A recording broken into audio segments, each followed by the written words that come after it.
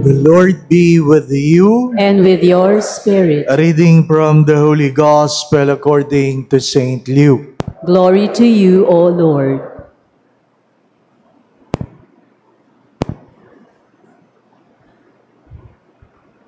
When a large crowd gathered with people from one town after another, journeying to Jesus, he spoke in parable. A sower went out to sow his seed, and as he sowed, some seed fell on the path and was trampled, and the birds of the sky ate it up. Some seed fell on rocky ground, and when it grew, it withered for lack of moisture. Some seed fell among thorns, and the thorns grew with it and choke it. And some seed fell on good soil, and when it grew, it produced fruit 100-fold. After saying this, he called out, "Whoever has ears to hear ought to hear." Then his disciples asked him what the meaning of this parable might be. He answered, "Knowledge of the mysteries of the kingdom of God has been granted to you, but to the rest they are made known through parables, so that they may look but not see, and hear but not understand." This is the meaning of the parable. The seed is the word of God. Those on the path are the ones who have heard, but the devil comes and takes away the word from their hearts, that they may not believe and be saved. Those on rocky ground are the ones who, when they hear, receive the word with joy, but they have no root. They believe only for a little time and falls away in time of temptation. As for the seed that fell among thorns, they are the ones who have heard, but as they go along, they are choked by the anxieties and riches and pleasures of life and fail to produce mature fruit. But as for the seed that fell on rich soil, they are the ones who, when they have heard the word, embrace it with generous and good heart and bear fruit through perseverance. The Gospel of the Lord. Praise to you, Lord Jesus Christ. Please be seated.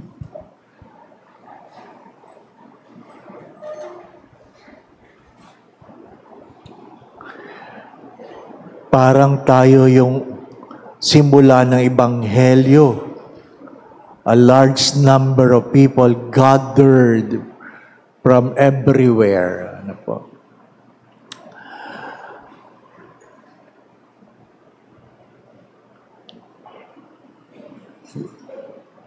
Isa sa sinabi ni Padre Pio, "Let us be saints together so that as we gather here on earth, we will also gather together in heaven." Let us be saints so that as we gather here on earth, we will gather again in heaven. Mahirap namang nagsisiksikan tayo dito, pero hindi tayo magkikita sa langit. Di po ba, ano? Dapat magkita-kita tayo sa langit. Hindi naman agad-agad. Pwede namang mauna kayo. Di po ba? Di ba? Mahirap namang, para pagbigyan kayo, una na kayo, ha?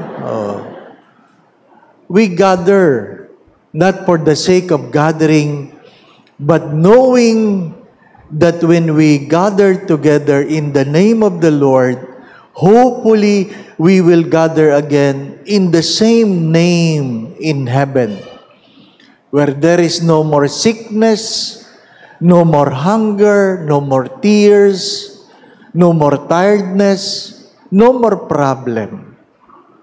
we will gather again. Mahalagang meron tayong inaasam-asam. Hindi lang yung tayo nagsisiksikan dito, ano po? At yung iba sa atin, umiinit ang ulo. Pagdating ko, may galit doon sa parking area. Ay talagang ganon, hindi po ba? Ano? Mahirap yung sa kapirasong sabi nga, inconvenience, we lost our perspective while we are coming together. As many times I have said this, when your neck is not broken, your house is not burning, and you are not dying, you are complaining not of problems, but inconvenience. Let us not allow the inconvenience prevent us from coming together for the right reason. Mga minamahal na mga kapatid, anong sinasabi sa unang pagbasa? As you obey the commandment, never stain it. Huwag mong lalagyan ng dungis ang kautusan ng Diyos upang ikaw ay hindi mapahamak at hindi maligaw. Anong meron sa Ebanghelyo? Ay, kabisado na natin yan. Memoryado na natin yan tungkol sa talinhaga ng paghahasik ng biyaya ng Diyos. Alam na natin yan na ang buto ay nagsisimbolo tungkol sa salita ng Diyos. Alam na natin yan na ang 4 na uri ng lupa ay ang 4 na uri ng kalooban. 4 na uri ng kalooban. Pero maganda pong pagtunan ng pansin ito. Napaulit-ulit ko rin pong sinasabi, hindi yung ano ang iyong tinatanggap, hindi yung kung ano ang iyong natanggap ang mahalaga, kundi ano ang ginagawa mo o ginawa mo sa iyong natanggap. It is not what you have, but what you do with what you have. It is not about being sick, but your attitude when you are sick. It is not about being wealthy and strong, but what you do with your wealth and being strong. Hindi yun. Hindi yung ako'y nakaupo, sila'y nakatayo, o sila'y nakatayo, ako'y nakaupo. Does matter? No. It is what is in your heart that is being examined by God. Alam natin yan. Mga minamahal na mga kapatid, nakikipagsiksikan tayo dahil gusto nating matanggap ang biyaya, pero sana mga minamahal na mga kapatid, meron kayong ipagsisiksikan maliban sa inyong sarili. Ang alin ang inyong mga mahal sa buhay? Bit-bit ninyo ang inyong mga panalangin, sana bit-bit ninyo ang panalangin para sa ibang taong minamahal ninyo. Hindi lang ako lang. Hindi yun. Ano po? Marahil tayo po'y tinatawag sa piging ng Diyos sa pamagitan ni Padre Pio, hindi para sa ating sarili lamang, kundi sa mga taong mahal natin sa buhay. Sana meron tayong ibang pinagsisiksikan, di po ba? No? Sana. Mga minamahal na mga kapatid, ang kalooban, kung hindi maganda, kahit gaano kaganda ang biyayang pinagkakaloob, walang mangyayari. At pagkamisan kahit magandang kalooban, kung hindi naman marunong tanggapin o hindi alam kung anong gagawin sa natatanggap na biyaya, hindi rin bumubunga ng maayos. Or hindi din, sabi nga, umuunlad ng buhay. Sa ibang ebanghelyo, ang alin? Ang magandang lupa ay hindi lamang nagbubunga ng 100-fold. Pagka minsan 60 lang, minsan 30 lang. Kasalanan ba yun ng seed? Hindi. Kasalanan yun ng kalooban. Di po ba, no? Mga minamahal na mga kapatid, hingin natin sa Diyos na sana po sa araw na ito, Hindi lang ang panalangin ko ang matugunan ng Diyos, kundi ang mga panalangin ng mga taong malapit sa akin sa buhay. Sana, sino yung inyong nakakaligtaan? Sino yung napapabayaan natin? Mga minamahal na mga kapatid, kahit matagal nang pumanaw ang aking tatay, na kung saan ang aming nanay ay hindi pa rin kayang tanggapin. Pag iyan ay hinahanap ang tatay namin, dinadala namin sa sementeryo para makita yung puntod. Sabi, ay, patay na pala. Matagal na. Matagal na. Pero ang aking pangarap, ang aking inaasam-asam, ay ang muling pagkabuhay, na hindi lang ako ang muling mabubuhay, kundi makikita ko muli ang mga taong mahal ko sa buhay. Ang hangad at panalangin ni Padre Pio ng Petrocina ay magkita-kita muli ang mga taong nagmamahal sa isa't isa. Nakikiraan lang tayo. Mahirap doon sa ibang lugar tayo magkita. Di po ba? Sabi nga nung isang teacher, doon sa kanyang estudyante na nagbabasa ng Biblia, sabi, ano yung binabasa mo? Biblia po. Ano naman yung binabasa mo sa Biblia? Ay, dito po kasi, nakita ko po dito, nilunok po ng balyena, si Jonah. Sabi ng teacher, ay, hindi totoo yan. Hindi naman kasya sa bunganga ng balyena ang tao. Sabi, ay, sinabi po ng Biblia Ay, hindi totoo yan. Huwag kang maliwala dyan. Sabi, sige po. Pero pag nakarating po ako sa langit, itatanong ko po sa kanya kung talagang totoo yung kwento na siya'y nilunok ng balyena. Sabi ng teacher, ay paano kung wala siya sa langit? Ay di kayo po ang magtanong. Di ba? Hindi magkikita kayo doon. Di ba? Mga minamahal na mga kapatid, hari nawa. Sabi nga doon sa Ebanghelyo, that we may persevere. Sa konting pagsubok, okay lang. Huwag mong iinit ang iyong ulo. Sa konting hirap, okay lang. Konting tiis lang. At sana sa lahat ng mga bagay na ito, mayroong malaking pagmamahal. Paulit-ulit ko yung sinasabi, naway mayroong malaking pagmamahal. Sapagkat pwede ka magtiis ng walang pagmamahal, pero kahit kailan hindi ka pwedeng magmahal na hindi ka marunong magtiis. Pwede kang magbigay ng walang pagmamahal, pero kahit kailan hindi ka pwedeng magmahal nang hindi ka marunong magbigay. Pwede kang magsakripisyo ng walang pagmamahal, pero kahit kailan hindi ka pwedeng magmahal na hindi ka marunong magsakripisyo. Maraming magandang bagay na walang pagmamahal. Pero kung ikaw ay magmamahal, you must be willing and are able to persevere.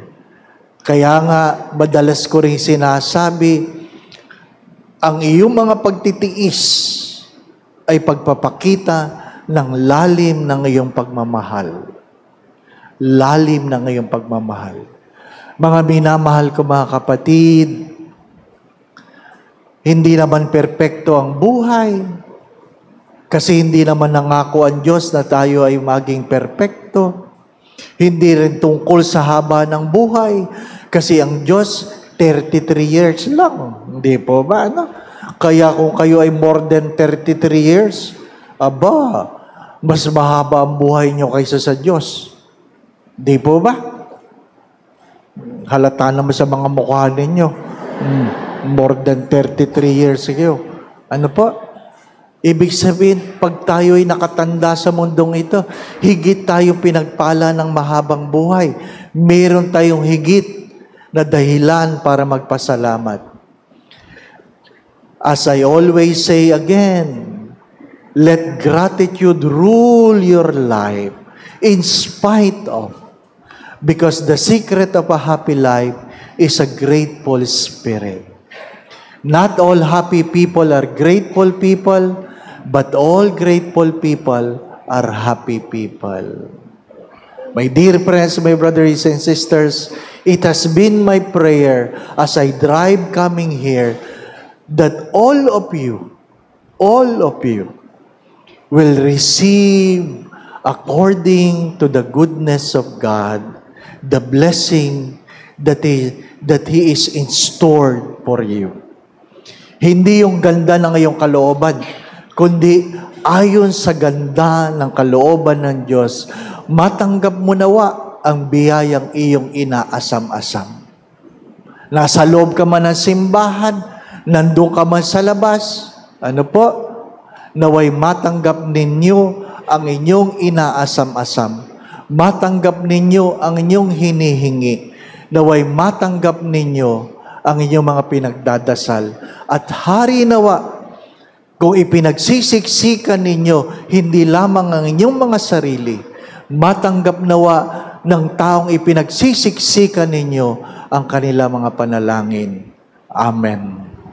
There will be veneration of the relic, kindly orderly form 2 lines in the center aisle, and meron daw picture. Ay, talagang Pilipino. Picture. Tatayo ako dyan, kukunan ng picture ganon. Pwede din ba doon sa tabi? Tsaka dalawang. Dalawang. Para din, dyan lang kayo. Meron din daw sa itaas kukuha. Believe that what you ask, you will receive. Nagsisiksikan tayo dito, hari nawa, magsiksikan tayo sa langit. Ano pa?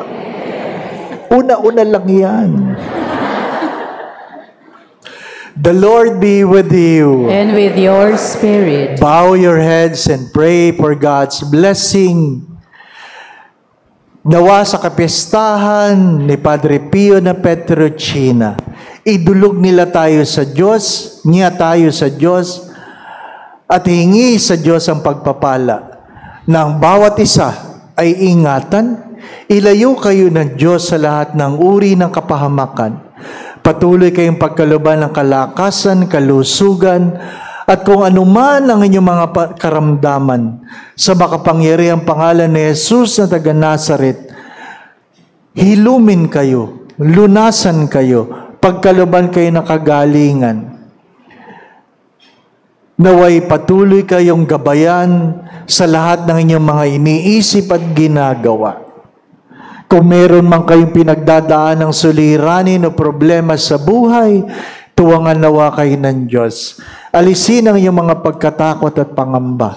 Dagdagan nawa ng Diyos ang iyong mga pananalig at pananampalataya sa Kanya.